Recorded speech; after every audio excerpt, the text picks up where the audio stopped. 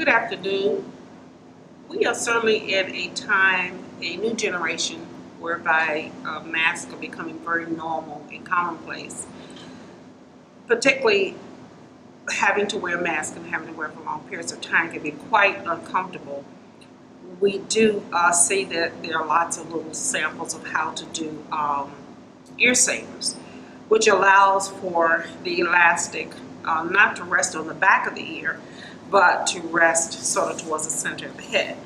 And what we're going to do today is we're going to look at maybe how to take a simple sheet gripper and create our own ear savers.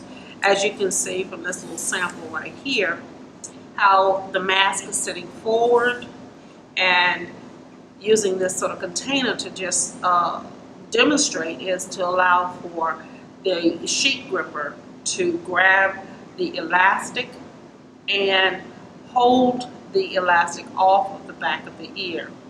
It also becomes very handy, particularly whereby versus having to take the mask off each time, when you're in a safe area, you can let this hang down. You can drop the whole mask right around your neck and wear it around your neck and then just pull it back up when it's needed. And this, of course, will allow it to go up and down. So let's talk a little bit about how to create, use a sheet gripper and be able to make ear savers. They can be done with buttons, etc., but I also think this is a very handy way of being able to do that as well. So what is a sheet gripper? Again, one of my favorite stores, the dollar store, has so many things you can use in an alternative way. Sheet grippers are usually used to hold sheets, the corners of sheets down on the bed, or like you say, the back of the ironing board, holding the cover onto an ironing board. They come 4 to a pack, and certainly you could do as many of these as you like. So let's look at how to do that. First of all, you're going to take the gripper, the sheet gripper, and you're going to need to fold it a little. Now, if you're doing it for young children, you're going to need to fold it just a little bit more.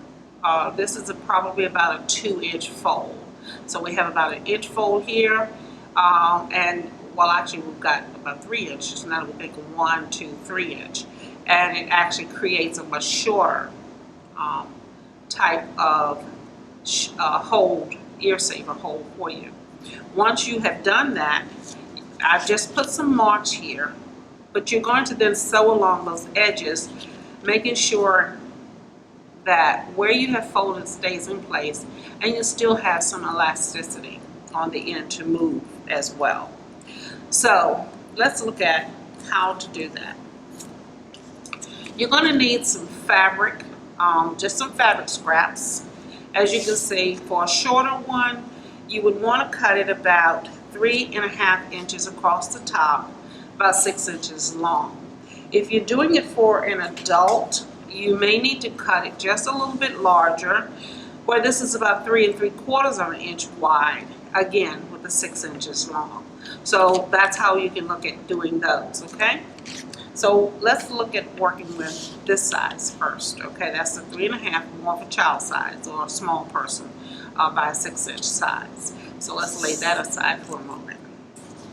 After you cut this piece, what you're doing is you're then going to fold the long ends together, and you're going to sew the long end of this together.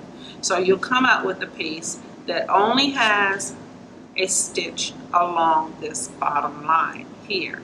So make a small one, not a large stitch, just something small. So you're not making a 5/8 inch stitch, you're making something very small along this bottom edge here. Now once you have sewn that, you're going to flip that inside out so that you wind up with a tube that sort of looks like this here. Okay, so there's a tube. The 2 long ends have been sewn together, and I've turned it inside out so you don't see that. Okay. After you've done that, you can either finger press it or put it on the ironing board and press it, but finger pressing is just fine. After you've done that, you're then going to take where you have this sewn in, put those two ends together, okay? Once you put those two ends together, you're again going to sew just a very small little seam along this edge, going along here. Once you have that sewn, you're going to flip that inside out. Let me take this one off so you can see. And you can do this by hand. You don't have to have a sewing machine for that. So we flipped it inside out and we wound up with this small little tube that looks like this. That's when you're going to take your gripper and you're going to shimmy it inside of the little tube that you just made. The reason that we're doing the inside out and flipping it a lot is we don't really want any strings hanging down the back of our neck. It can be quite uncomfortable. So we've now put that on the inside. And then you can take the choice of either sewing this along there, along the edges, or leave it like this, and you can then take that and when you wash it, you're just taking the tube off, or wash the whole thing if it's sewn together. So for this, we've actually have a few that we've actually made and we've actually sewn together here. When you put this on to your actual mask, you want to be mindful that these knobs are not close to your head. So you're putting your mask on. When you put your mask on, you're hooking your elastic for your mask around the back side of that. So here's a mask that I've made. And what I'm doing, I will open up this little gripper and I will put elastic inside of that side and elastic inside of this side of the gripper with the little knobs away from the head. And therefore, you've got a mask now where these actual elastic does not sit on the ear or irritate the ears, but it's stretched towards the back of the head. Again, it's a very simple project to do. You can sew it by hand. You do not need a sewing machine for this. I would suggest if you make them, you want to make several of them so that you can switch them out and not necessarily wear the same one over and over again. As of course, you know, just like we wash our hair, you'll need to have this washed at some point in time. Again, these are sheet grippers that have been made into ear savers, and you can use those however you want.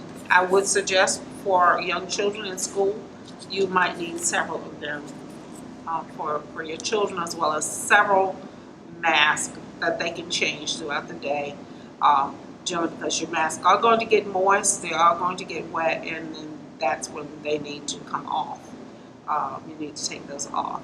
So those are some health tips to go along with something that's hopefully useful for you. Okay? And again, let's look at how that looks when it's actually sort of strapped on with my little sample here that we have it on the back of actually a mask. Okay? You have a great day. Enjoy your projects, and we look forward to seeing you the next time. Bye-bye.